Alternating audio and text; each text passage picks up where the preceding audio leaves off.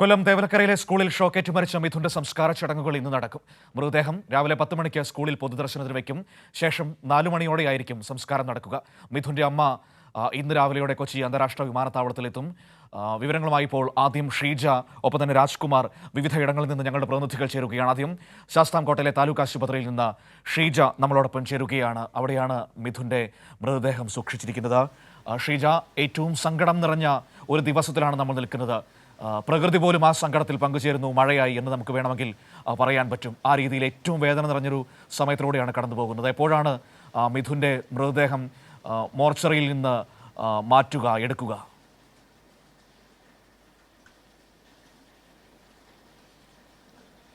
തീർച്ചയായും മനു, ഒരു നാട് ഒന്നടങ്കം കണ്ണീരണിഞ്ഞിരിക്കുന്ന ഒരു അവസ്ഥ തന്നെയാണ് ഇവിടെയുള്ളത് എന്നുള്ളതിൽ ഒരു തരത്തിലുള്ള സംശയവുമില്ല. കാരണം നമ്മുടെ സ്വന്തം വീട്ടിലെ കുഞ്ഞു നഷ്ടപ്പെട്ട ഒരു വേദന തന്നെയാണ് ഈ നാട്ടിലുള്ള ഓരോ വീടുകളിലും നമുക്ക് ഇവിടെ എത്തുമ്പോൾ മനസ്സിലാക്കാൻ വേണ്ടി സാധിക്കുന്നത്. ഈ മിഥുൻ്റെ ദാരുണമായിട്ടുള്ള മരണം, അത് ഒട്ടും പ്രതീക്ഷിക്കാത്ത തരത്തിൽ രാവിലെ സ്കൂളിൽ പോയ മിഥുനാണ് പിന്നീട് ഈ ഒരു ദുരവസ്ഥ ഉണ്ടാകുന്നത്. ഏതായാലും മിഥുൻ്റെ മൃതദേഹം ഇപ്പോൾ ഇവിടെ ശാസ്താംകോട്ട താലൂക്ക് ആശുപത്രിയിലാണുള്ളത്. മിഥുൻ്റെ മരണം സംഭവിച്ച ദിവസം തന്നെ, അതായത് മെനഞ്ഞാന്ന് തന്നെ മിഥുൻ്റെ പോസ്റ്റ്മോർട്ടം നടപടികൾ പൂർത്തിയാക്കിയതിനു ശേഷം അമ്മ നാട്ടിലില്ലാത്തൊരു സാഹചര്യത്തിലാണ് മൃതദേഹം ഇവിടെ ശാസ്താംകോട്ട താലൂക്ക് ആശുപത്രിയിലെ മോർച്ചറിയിലേക്ക് മാറ്റിയിട്ടുണ്ടായിരുന്നത്. ഇന്ന് രാവിലെ 8:30 മണിയോടുകൂടി നെടുമ്പാശ്ശേരി വിമാനത്താവളത്തിൽ മിഥുൻ്റെ അമ്മ എത്തിച്ചേരുന്നതായിരിക്കും. ആ ഒരു പശ്ചാത്തലത്തിൽ തന്നെയാണ് ഇന്നിപ്പോൾ സംസ്കാരം തീരുമാനിച്ചിരിക്കുന്നത്. ഏതായാലും സംസ്കാരത്തിൻ്റെ മുന്നോടിയായി പൊതുദർശനം തീരുമാനിച്ചിരിക്കുന്നത് പ്രകാരമാണ്. ഒരു 9:30 ഇവിടെ ശാസ്താംകോട്ട താലൂക്ക് ആശുപത്രിയിൽ നിന്നും മൃതദേഹം പുറത്തേക്ക് എടുക്കുന്നതായിരിക്കും. അതിനുശേഷം നേരെ തേവലക്കര സ്കൂളിലാണ് എത്തിക്കുന്നത്. സ്കൂളിൽ 10 മണി മുതൽ 12 മണി വരെ പൊതുദർശനം തീരുമാനിച്ചിട്ടുണ്ട്. അവിടെ ഈ പറയുന്നത് പോലെ തന്നെ ഈ നാട്ടിലെ മുഴുവൻ ഒരു ജനസമൂഹത്തെയും നമുക്ക് അവിടെ കാണാൻ സാധിക്കും എന്നുള്ളതിൽ സംശയമില്ല. കാരണം മിഥുനെ അവസാനമായി ഒരു നോക്ക് കാണുവാൻ വേണ്ടി നിരവധി പേരാണ് അവിടേക്ക് എത്താൻ വേണ്ടി തീരുമാനിച്ചിട്ടുള്ളത്.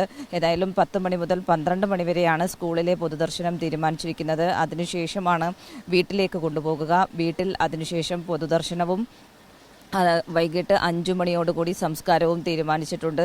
ഉച്ചയോടുകൂടി അവിടെ നിന്നും അമ്മ രാവിലെ 8:30 നെടുമ്പാശ്ശേരി വിമാനത്താവളത്തിലെത്തുന്ന അമ്മ ഉച്ചയോടുകൂടി വീട്ടിലേക്ക് എത്തിക്കുന്ന തരത്തിലാണ് കാര്യങ്ങൾ ക്രമീകരിച്ചിരിക്കുന്നത്. അതിനുവേണ്ടി പ്രത്യേക വാഹനമടക്കം എല്ലാം സജ്ജമാക്കി കഴിഞ്ഞിട്ടുണ്ട്. ഏതായാലും സംസ്ഥാന സർക്കാർ ഈ ഒരു മിഥുൻ്റെ കുടുംബത്തിനൊപ്പമുണ്ട് എന്നുള്ള കാര്യം നേരത്തെ തന്നെ ഈ ഒരു ദുരന്തം ഉണ്ടായ സമയത്ത് തന്നെ വ്യക്തമാക്കിയിരുന്നു. ഈ ഒരു അപകടം ഉണ്ടായ സമയത്ത് തന്നെ വ്യക്തമാക്കിയിരുന്നു. അതിൻ്റെ ഭാഗമായി ആരുടെ ഭാഗത്ത് നിന്ന് വീഴ്ചയുണ്ടായിട്ടുള്ളത് അവർക്കെതിരെയൊക്കെ കർശനമായിട്ടുള്ള നടപടികൾ ഉറപ്പാക്കുകയും സംസ്ഥാന സർക്കാർ ചെയ്യുന്നുണ്ട് ഒരു ഭാഗത്ത്. അതിനൊപ്പം തന്നെയാണ് ഈ കുടുംബത്തെ ചേർത്ത് നിർത്തി മുന്നോട്ട് പോകുന്ന ഒരു നടപടി കൂടിയാണ് സ്വീകരിച്ചു വരുന്നത്.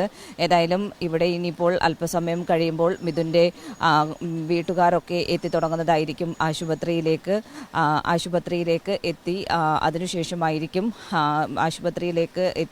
ബന്ധുക്കൾ എത്തിയതിനു ശേഷമായിരിക്കും ഏതായാലും മൃതദേഹം ഇവിടെ നിന്നും പുറത്തേക്ക് ഇറക്കുക എന്നുള്ളതാണ് ഇപ്പോൾ ആശുപത്രി അധികൃതർ അറിയിച്ചിട്ടുള്ളത്. ഏതായാലും ഒരു 9:30 ഇവിടെ നിന്നും മിഥുൻ്റെ മൃതദേഹം പുറത്തേക്ക് ഇറക്കുക എന്നുള്ളതാണ് ഇപ്പോൾ നമുക്ക് അറിയുവാൻ വേണ്ടി സാധിക്കുന്നത്. മനു, തീർച്ചയായും ഷീജ, ഞാനിങ്ങനെ ആലോചിക്കുകയായിരുന്നു. ഏറ്റവും സന്തോഷത്തോടെ കളിച്ചു ചിരിച്ചു നടന്ന ഇടങ്ങളിലേക്ക് മിഥുൻ മടങ്ങി ചെല്ലുകയാണ്. അത് നിശ്ചലനായി, ഇനിയൊരു മടങ്ങി വരവില്ലാത്ത രീതിയിൽ. ആ നാട്, ആ കുടുംബം ആ വേദന എങ്ങനെ സഹിക്കുമെന്ന് നമുക്ക് പറയാൻ പോലും പറ്റുന്നില്ല. അത്രമാത്രം സങ്കടത്തോടെ മാത്രമേ സംസാരിക്കാൻ, ഈ വാർത്ത പോലും നമുക്ക് പങ്കുവയ്ക്കാൻ പറ്റുന്നുള്ളൂ. അപ്പോൾ ആ കുടുംബത്തിൻ്റെയൊക്കെ ഒരു വേദന എത്രമാത്രമായിരിക്കും ഷീജ? നമ്മൾ എങ്ങനെ അതിനെക്കുറിച്ച് പറയും?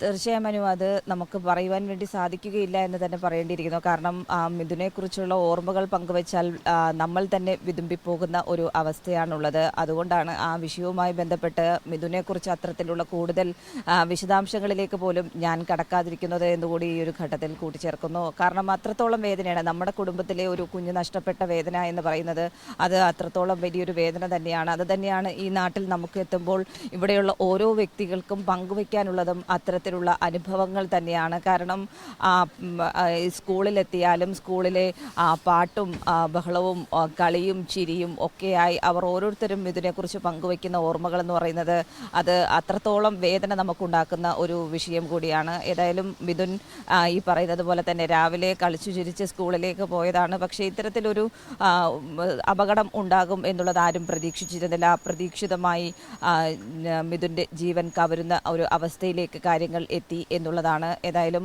ആ ഒരു ദുഃഖം, ആ ഒരു കുടുംബത്തിന് ഈ ദുഃഖത്തിൽ അവർക്കൊപ്പം ഈ ഒരു സർക്കാരും അതോടൊപ്പം തന്നെ ആ നാടും ഒന്നടങ്കം നിൽക്കുന്നൊരു കാഴ്ച കൂടിയാണ് നമുക്ക് ഇവിടെ കാണുവാൻ വേണ്ടി സാധിക്കുന്നത്. കാരണം ആ കുടുംബത്തെ നെഞ്ചോട് ചേർത്ത് തന്നെയാണ് ഓരോ വ്യക്തികളും ഇവിടെ എത്തുന്നവർ ആ കുടുംബത്തിനൊപ്പം നിൽക്കുന്നത്. അവരുടെ ആ ഒരു ദുഃഖത്തെ സ്വന്തം ദുഃഖമായി കണ്ടുകൊണ്ട് തന്നെയാണ് ആ കുടുംബത്തെ ചേർത്ത് നിർത്തി മുന്നോട്ട് പോകുന്നത്. മനു, തീർച്ചയായും ഷീജയാണ് ഈ വിവരങ്ങൾ നമുക്ക് ശാസ്താംകോട്ടയിലെ താലൂക്ക് ആശുപത്രിയിൽ നിന്ന് നൽകിയത്. 9 മണിയോടുകൂടി മിഥുൻ്റെ മൃതദേഹം താലൂക്ക് ആശുപത്രിയിൽ നിന്ന് വീട്ടിലേക്ക് സ്കൂളിലേക്ക് കൊണ്ടുപോകുമെന്നാണ് നമുക്ക് മനസ്സിലാക്കാൻ കഴിയുന്നത്.